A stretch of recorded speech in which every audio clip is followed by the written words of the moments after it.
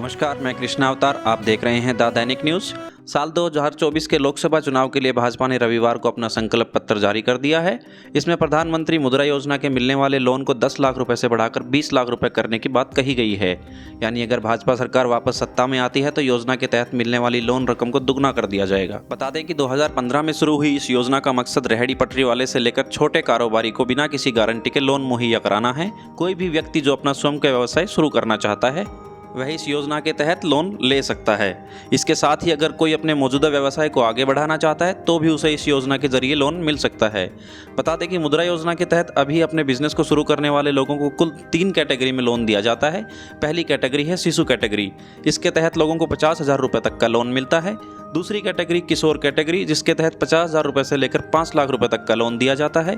और तीसरी कैटेगरी है तरुण कैटेगरी, जिसके तहत 5 लाख रुपये से लेकर 10 लाख रुपये तक का लोन दिया जाता है। बता दें कि इस योजना का लाभ लेने के लिए सबसे पहले आवेदक को एक बिजनेस प्लान तैयार करना होता है, साथ ही लोन के सभी आवश्यक दस्तावेजों को भी तैयार करना होता है। वहीं सामान्य दस्तावेजों के साथ बैंक आपसे आपके बिजनेस प्लान, प्रोजेक्ट रिपोर्ट, भविष्य की आय के अनुमान संबंधी दस्तावेज की मांग करता है, जिससे उसे आपकी जरूरत की जानकारी हो जाए। साथ ही वह यह भी अंदाजा लगा सके आपको लाभ कैसा होगा और इस लाभ को कैसे बढ़ाया जा सकता है। जानकारी के लिए बता दें कि मुद्रा लोन की खास बात यह है कि इसमें कोई निश्चित ब्याज दर नहीं है। अलग अलग बैंक लोन पर अलग अलग ब्याज दर वसूल कर सकते हैं। ब्याज दर का निर्धारण कारोबार की प्रकृति, उससे जुड़े जोखिम के आधार पर होता है।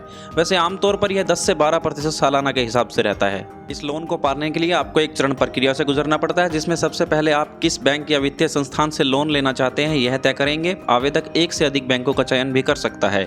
बैंक को दस्तावेजों के साथ लोन एप्लीकेशन फॉर्म भरकर जमा कराना होता है।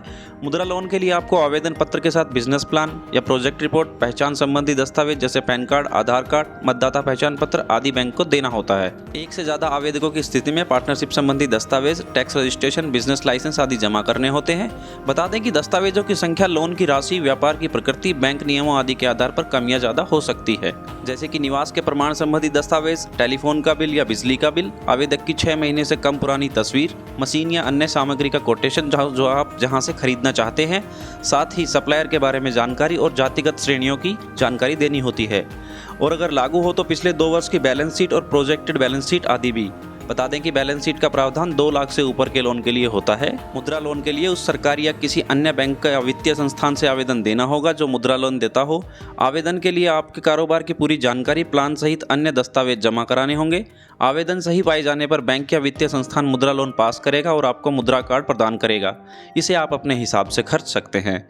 ये थी एक बड़ी जानकारी। मिलते हैं अगली वीडियो में, तब तक के लिए नमस्कार, जय हिंद, जय भारत, वंदे मातरम।